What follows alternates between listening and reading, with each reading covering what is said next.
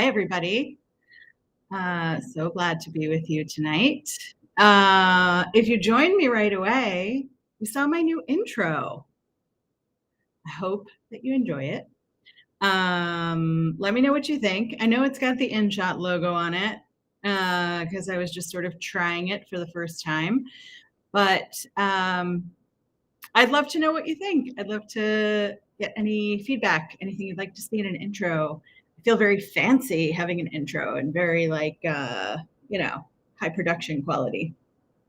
But I am not here to talk about that tonight. I am here to talk about if I quit, then they win, which is something I hear all the time. And if you have talked to me about this and you're like, wow, Lauren is calling me right out, right in front of everybody, right in front of the whole world, then I'm not talking just about you, just so you know.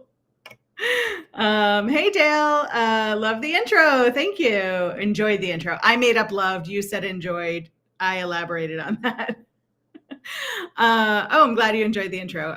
It was fun to put together. I've never pieced together a video before, so that was pretty interesting to give a go. For those of you who have not been live with me before, welcome. For those of you who have, welcome back. Glad to have you.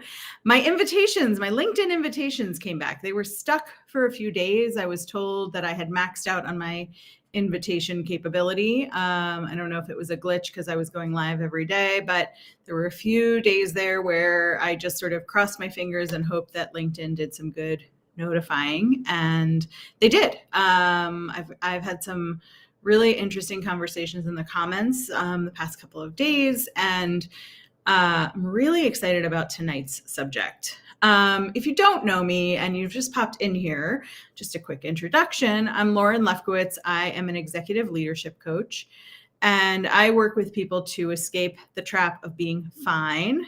And fine is what we say when we're not actually fine, but we have to be fine because we got to keep things in order. We've got to keep things going. And so when people ask us how we are, we say fine, even though inside we're sort of dying slowly inside or feeling resentful of the work that we do.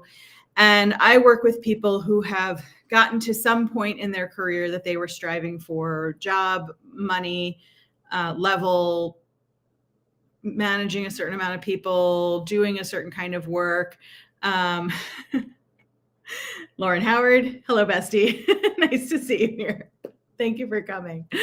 And I work with people who get to that point. They get to the level, the job, the promotion, the money, the whatever it is they were after.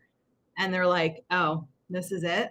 I just work all the time, and then I sleep, and then I work again until I retire. That doesn't seem fun. And I help people find joy in their lives and find new ways to find their joy. Oh, we've got a heart, hands on the heart, and stars in your eyes. Thank you, Kate. Nice to see you here. So tonight I'm going to be talking about the if I quit, then they win mentality that so many of us have. And we get into this mentality for a couple of reasons. Kate, I love joy too. Thanks for saying that. Before I go into this, I want to talk a little bit about joy, because I was always suspicious of joy. I was always a person who looked at really happy people, and I was like, happy? I was fine, right? No, but I was like a pretty happy person, and I had fun sometimes, and I would say I was happy. I was coping with a lot of stuff and justifying that a lot of stuff was fine, like a lot of us do. But I was always suspicious of people who just seemed like full of joy. And I was like, who are you people? Why are you so happy? What do you have to be so happy about? Don't you have problems? And I realized that my suspicion of joy was because so much of what I was doing was fine. And the parts of my life that I really felt joy in were like sporadic, and I held on to those bits and pieces, but I didn't have a baseline of joy. And that's something I've really worked on in coaching, and something that I work on with my clients too, is like, you actually, like, if you make some good choices and you create some deliberate change, you actually can be like pretty joyful, pretty happy, and have a baseline of like whatever your version of joy is.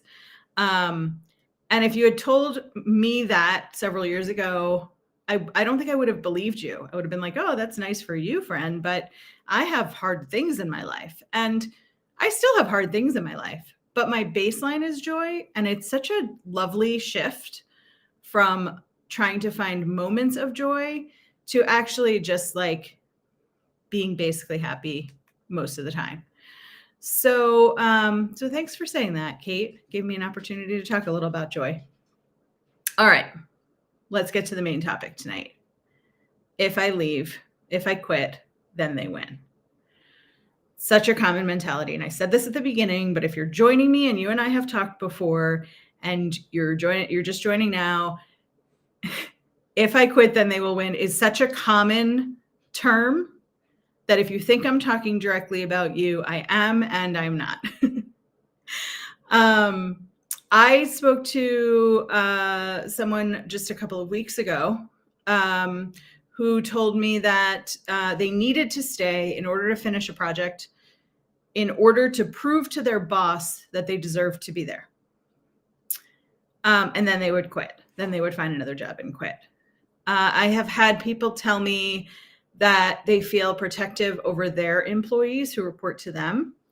And so they're encouraging their employees to look for other jobs. But while they're looking, they don't want to leave because they don't want it. They're the buffer between the bad boss and the good employees, and they feel a sense of responsibility.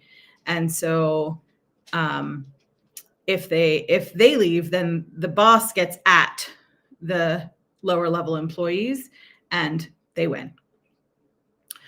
I have had people tell me, thanks, David. Nice to see you here. I have had people tell me that they are going to stay until they get fired. And these are people who are not in danger of being fired. They're there to prove a point. They want to get an exit package, and they will stay until they are fired. And 100 other things, right? I want to love this job, so I'm going to stay. My toxic boss doesn't get to keep their job when I can't keep mine because they're toxic to me, so I'm going to stay. There's this sense that quitting means you've lost. Whatever game we make up in our heads, and we all do it. We all make up stories in our heads. We all play these games where we're winning or losing at a story. And you may have heard this before. Brene Brown talks about this a lot, and I talk about Brene Brown a lot, but she talks about like making up the story, right? And my example of that is I'm walking down the hall at work and I see my colleague and I say, hey, Jamal, and Jamal doesn't even acknowledge me. And I'm like, what did I do? And then I think back to 2 weeks ago when we were in a meeting and I felt like he just looked at me, but now I'm feeling like the look was weird. Maybe he's mad at me for something. And did I owe him something? And am I late on something? He's not even my boss. Like, who the hell does he think he is? Right? So that's my side of the story. And Jamal was like, I have a meeting and I'm running late and I have to call my wife and I've got to stop by the dry cleaners on my way home because I don't have any more shirts, and didn't even notice me. But I've made up a whole story because Jamal didn't say hi to me. So that's what I mean when I say we're making up the story. And there's nothing unusual about making up the story. There's nothing wrong with making up the story. But when we hold a story that we've made up, we do ourselves a disservice. And so when we're thinking about quitting a job and we're thinking my boss wins if I leave, or my company wins if I leave, we are making up the story that they care a lot about whether we stay or we go. And Kate says hashtag lenses. Yeah, that's another great way to look at it. We all look through our own lenses, our own context of how things are, right? And so, like in the very literal sense, I'm wearing glasses. I see what I think is clearly. I take off my glasses, it's blurry, and now I'm mad that the world doesn't have sharp lines. In the more figurative sense and how it shows up for us, in that example I gave, I was looking through the lens of, if he doesn't say hi, he's mad at me. And why are people always mad at me? Where I could have looked through the lens of, gosh, I hope Jamal's okay. He usually says hi. Or, wait, was that even Jamal? Was I mistaken? Is that not somebody I know? It's a big company, right?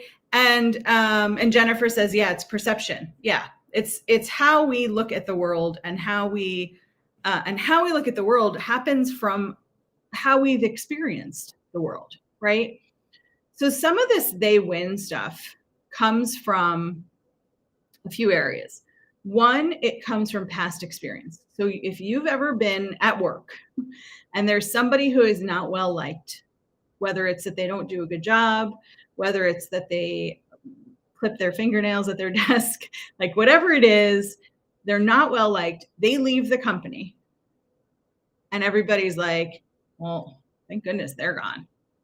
Right. And there's conversation, there's gossip about that person is now gone, and everybody is relieved. And there are some people who are like bad at work, or not kind at work, or so not self-aware that they don't realize that clipping their nails at their desk is absolutely horrible. Please don't ever do that. And so we get this story in our head that people are going to talk that way about us when we leave too. So we may as well stay. If we're in the room, nobody can talk about us. If we're in the office, if we're in the conversations, in the meetings, no one can talk about us. We also get this sense of no fair, like, right? No fair to me. And I remember, I'm sure you remember this too, being a kid and passing around treats, right? Somebody brings in cookies or cupcakes, and there's like one bum cupcake.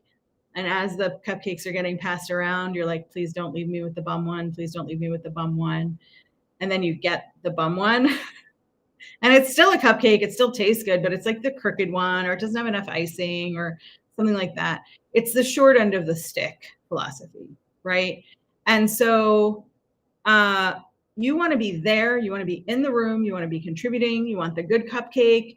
And the jerk who grabs the cupcake tray first and touches 3 cupcakes before he or she or they decide the one that they want, like, that's the one you want to leave. You shouldn't have to be the one to leave.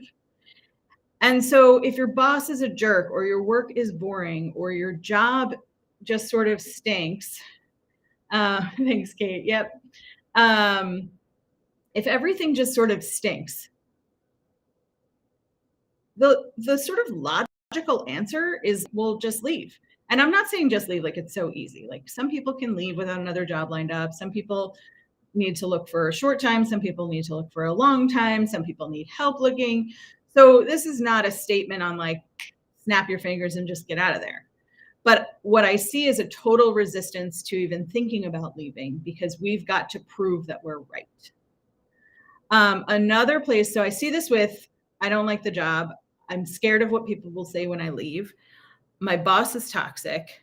And here's a good one.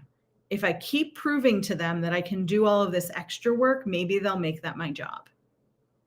I see this all the time, right? Like, I don't like my main job, so I'm going to take on this side job and this side job and help in this department and get involved in that project. Then they're going to start asking me to do that stuff. I'm not going to have to say like, hey, can I get in on that? Because they're going to recognize I can do the work. And now I'm doing all this side work, and I don't want to give that up. And so if I leave before I get the side work job, right? Like, let's say I'm in HR and I help out in marketing, and I think that one day there's going to be a marketing job, and the VP of marketing has told me like, gosh, you'd be great at marketing, Lauren. You really should do it. We don't have any jobs right now, but like, we're a growing company. We should have something in a couple of years. And then a job comes up and you don't get it. And they say, well, Lauren, we really love you and we love the work that you're doing. But we needed someone more experienced for this job, right? There's always a but. There's a reason why you're not getting the job in the other department. And you start losing confidence, but you also are a little bit like a dog with a bone, right? You're like, I'm going to keep doing this and keep proving myself. And if I just leave after I've done all this work, they win. And so you have this sense that it is a game that you're losing if you quit. And at the same time, you're not in a good situation, right? Like you're doing extra work for no extra pay, or you're sitting on your side of the fence, sort of looking over the fence and coveting, oh, I wish I could be doing that work. Oh, I wish I could have that job. Oh, I wish they'd give me that promotion, right? And sort of just waiting to be allowed to prove yourself so that you can get whatever job. And Jennifer says that you've heard, we value what you have done, but the buts. We value what you've done, but this other person had more experience. We value what you've done, but we need you in this department. We cannot do this without you. We value what you've done, but we don't have the budget to give you a raise. We value I could go on. Jennifer, thank you for bringing that up. It's such a common statement, and it should make us say to ourselves, okay, they're not going to put me in the position that I want. It's time for me to go somewhere else. But instead we say, okay, they're not going to put me in the position I want. So I have to work harder to get into that position. So I have to figure out how to work around my toxic manager who just barks orders at me, just like bark, bark, bark, order, order, order, right? They're not going to give me the promotion or the raise or the whatever. So I'm going to figure out how to get around all of these people and do it my way. And I'll show them that I'm amazing. And here's the thing, you are amazing. I know it. I know I haven't met a person on LinkedIn, except for the few creepy creeps who slide into your DMs and say gross things. I haven't really met people on LinkedIn who are commenters and viewers of lives and who are not amazing. What is not amazing is that we talk ourselves out of being great. And so, and our jobs and what happens to us at our jobs helps knock down our confidence. Dale says, persistence where you are a poor fit or not appreciated simply delays career progress. Absolutely. Yeah. It's like when you're trying to prove to somebody that you're dating, that you're dateable or marryable, right? So if you equate it to that, think about like ghosting, right? You're going out with someone, you're texting each other, you don't hear back from them one day, and you're like, that's weird. Hey, I didn't hear back from you. What's going on? And then the day goes on, the week goes on, and you think, well, I just have to prove to them that I'm good enough for them to date. So I'm going to keep texting them. Hey, just checking in. Hey, saw this funny meme, thought of you, right? And at some point, you have to realize that where your employer has you seated, they are going to keep you there. That is a loss for you. And I don't deny that. Jennifer says, tasks driven, not learning. Yeah, if you hit that point where you're not learning anymore and you're just doing the work, and especially if you're doing more work than you were hired to do, then yeah, you're just doing tasks after a while. You're not growing anymore. You're not learning. Paul says bosses who won't promote people to block high pose and high poses, high potentials from leaving the team are uber flawed. Paul, we are all flawed. There is a deliberateness that is, I think, less flaw and more self-involvement when managers put you in a spot and aren't willing to help you move. I have been in positions in my career where I have helped people decide to leave because they are too good to stay in the position that they're in. I never would have told my employer that while I was there, but I was in HR for the company and the people. And we've got LinkedIn user complimenting Dale.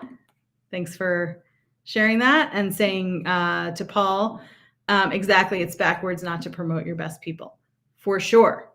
And it turns out LinkedIn user is Eric T. So thanks for that help, Dale.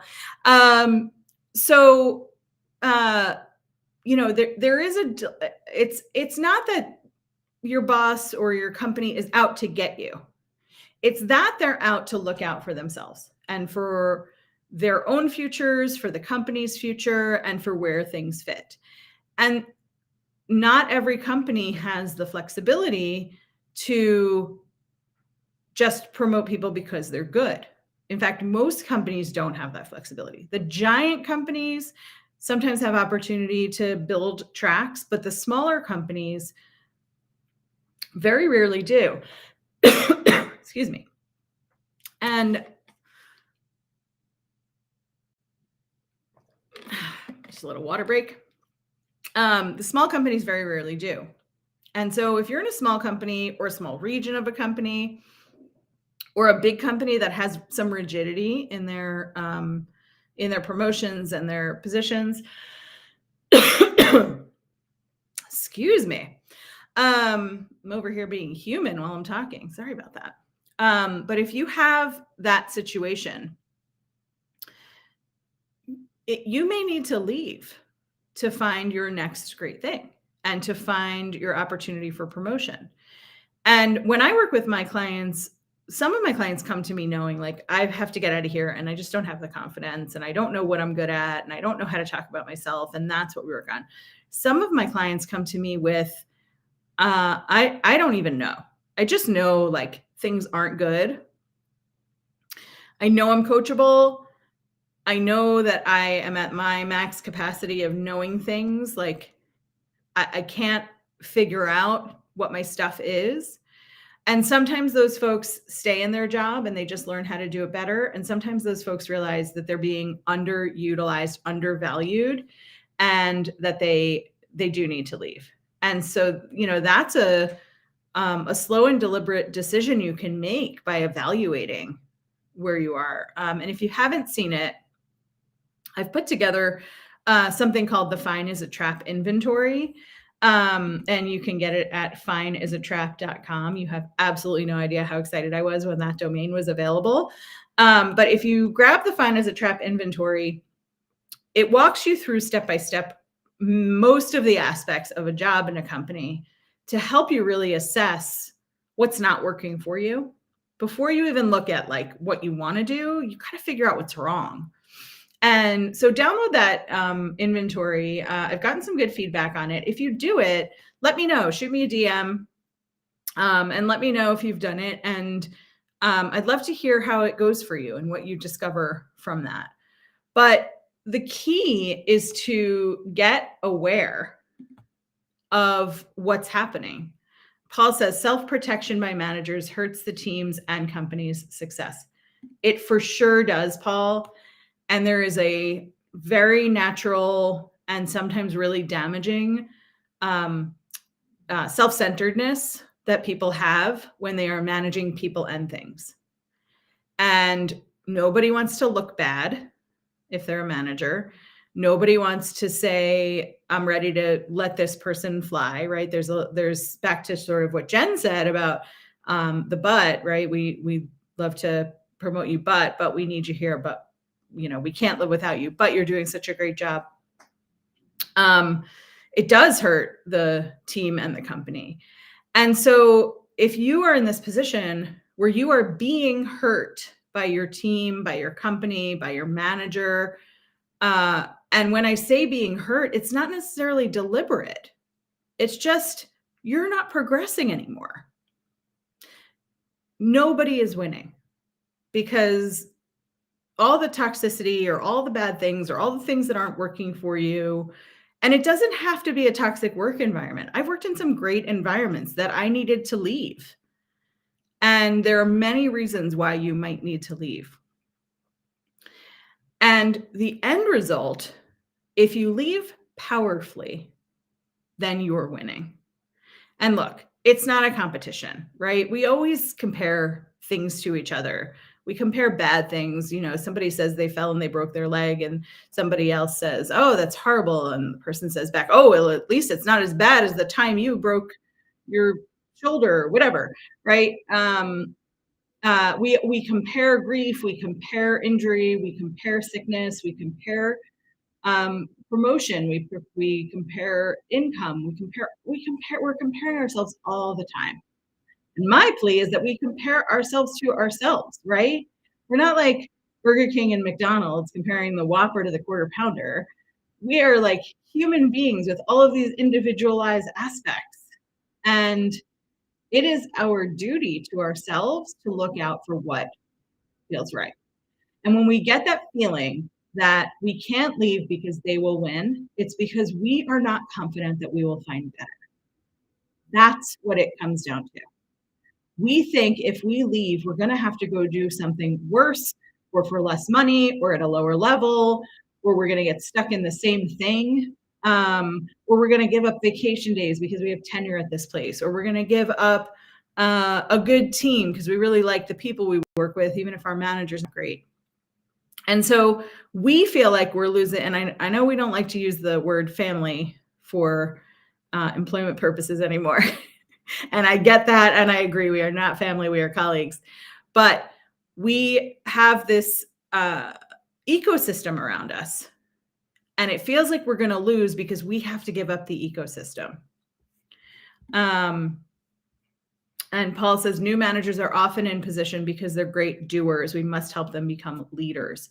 Right. So a good doer becomes a manager, and they don't know how to handle a high performer. They don't know how to handle an achiever. They don't know how to handle somebody who says, I want more money. I want more job. I want more promotion. I want, whatever. And then you get this chain of doers who all know how to do, and nobody's teaching them how to manage, including at the organizational development level, where you're really talking about company structure. And as things change, there's often no insight into what actually is changing.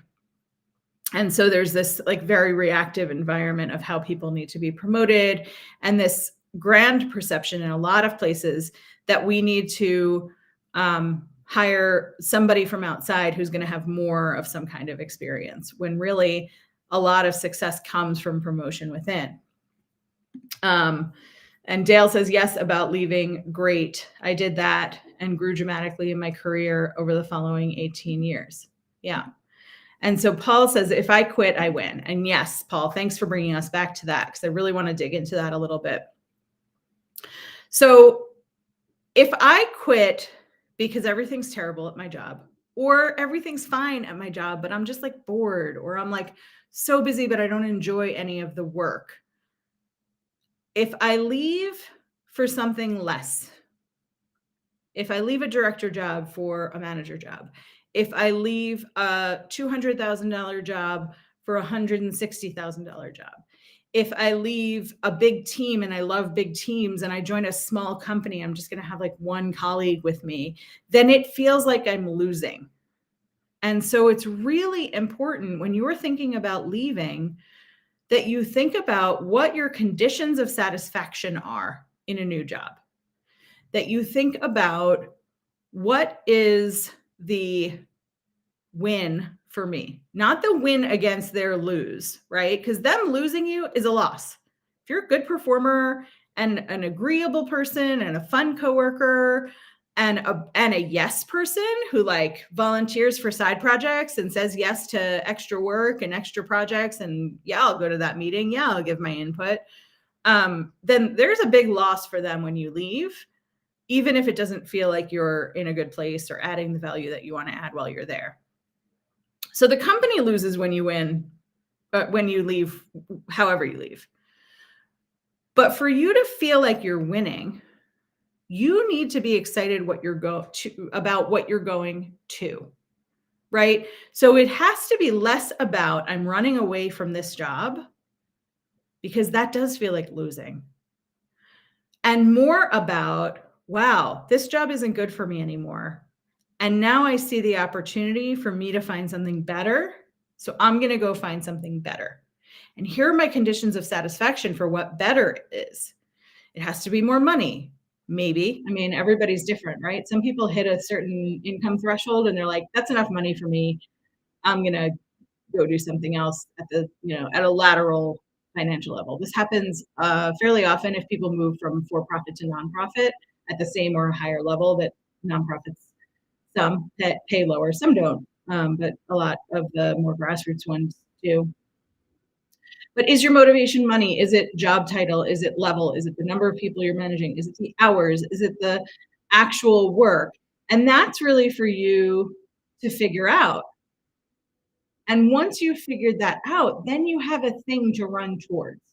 Then it's less about, I got to get out of this company and then they win. And it's more about, I have to get a job that values me, that pays me what I'm worth, that gives me the level and the title that I'm worth. And that gives me satisfaction, that makes me feel like I'm glad to be in this position. This is what I want to do next. And LinkedIn user, sorry, your name's not showing. There's some sort of permission you have to give to Restream to show your name. But it says managers need to be champions for their high potentials. That's how I led when I was a manager. Yeah, absolutely. They're not, though, right? Some managers are. And, like I said earlier, I had conversations with people who I worked with where I said, like, this is the structure of the department. It's great that you're taking on more work. We'll highlight that in your resume. But like your next step is somewhere else. This place is too small for you. This department is too small for you. You've outgrown it.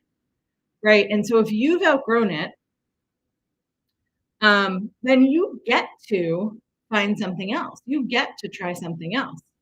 And managers being champions for their high potentials means that you help them grow internally or you help them leave powerfully. Where it doesn't feel as powerful is if you're trying your hardest, you love the job, you love the coworkers, you love all of these things, and you just have a crappy manager. Am I allowed to curse on LinkedIn Live? I don't know. Crappy's okay though. So if you have a terrible manager and you like everything else and it feels like they are the ones pushing you out, even if they're not actively like, you need to leave, buddy. It's this feeling of like, I cannot continue to work for this person over here. That's one of the ways it feels like you're losing. And it's also one of the ways that it's really common for you to go to a lower level job and feel like you got something worse. And so my plea to you is, if you have this feeling, if you're sitting with, if I quit, then they win, you have to figure out what you want next. So that when you do leave, when you do choose what's next, it's on purpose, it's for you, it's created by you, and don't do it alone. And I will tell you, this is a terrific reason to work with a coach, because we get wrapped up in our own heads about all of the warpy kind of stuff that happens when our manager doesn't promote us, when the company doesn't give us more money. We create all of these boundaries around our value as an employee. And we decide we can only make X dollars. We decide we're only worth this level of employment. We decide we can or cannot manage people and how many. We make these decisions based on what is coming at us in our most recent company. And the truth is, you're probably more valuable than you're willing to give yourself credit for. And so what a coach can help you with is, who are you? What do you do for a living? When you say you help with X, Y, and Z, what does help mean? And so often help means that you lead it, but you're not willing to take credit for it because somebody is smashing you down a little bit and pushing you down a notch. And when you've been in the same job for a long time at the same level for a long time, you start to lose confidence that you can do and be more. And so working with a coach can really help you discover your own value and your values as well. So not only what you're good at and where you excel and where you've led and where you have, high potential bits and pieces and parts, but also what do you value? What are you looking for in a new job, in a new company, in a new career, whatever it is? And and then we talk about how to get you there, right? Or are you missing opportunities in your own company, which I see a lot as well, to speak up because you're shy in meetings because one time you said something and it didn't go over well and now you feel like nobody wants to hear from you. Um, or you don't know how to talk to your manager about having too much work. And so you just feel like you're always going to be overloaded. So you have to leave in order to do something else. But here's the thing, you've got to fix this stuff before you leave because this has been said, I think, since the 1400s. I've seen a lot of people credited for it. Wherever you go, there you are. You will take you with you to your next job.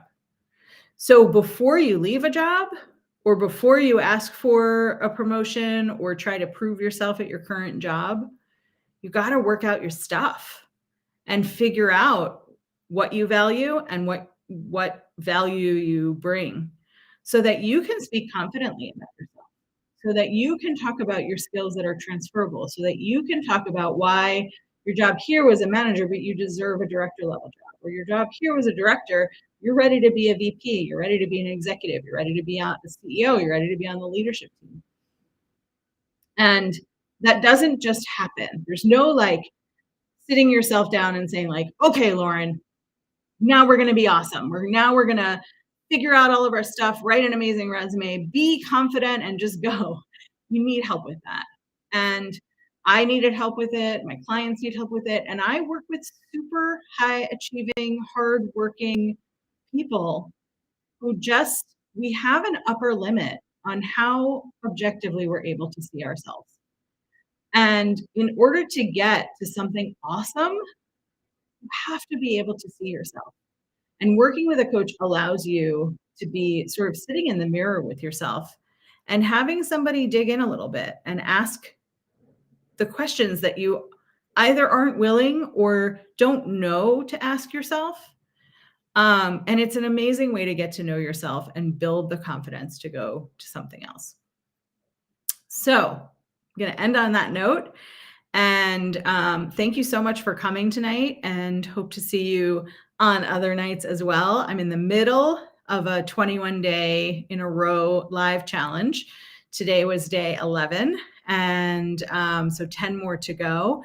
If there are topics that you want to hear about, please let me know in the comments or send me a DM. I won't bring your name into anything. I won't tell anybody you asked me about that topic, but anything having to do with work and life, anything having to do with this trap of being fine, with being a workaholic, a perfectionist, a people pleaser, an apologizer, boundaries, all of those things are on the table for me to talk about. And if there's a reason why you feel like you can't leave your job or why you can't ask your manager for support, DM me that because I can make a whole topic out of that and I might be able to really help you. And similarly, if you're ready for a coach, send me a DM. I'm going to send you a link to set up a time to talk with me. We'll have a half-hour strategy call where we'll talk about what you're looking for. I'll tell you how my program works and how I would work with you, only if it makes sense. If I don't think you need a coach, if I think you just need a resume writer or a book or a little confidence, I don't push for you to work with me unless it absolutely makes sense for both of us.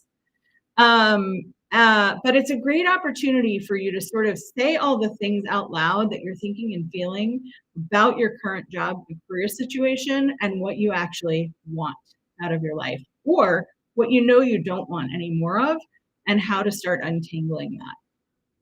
Thank you so much for being here. I really appreciate you and have a terrific night. Bye-bye.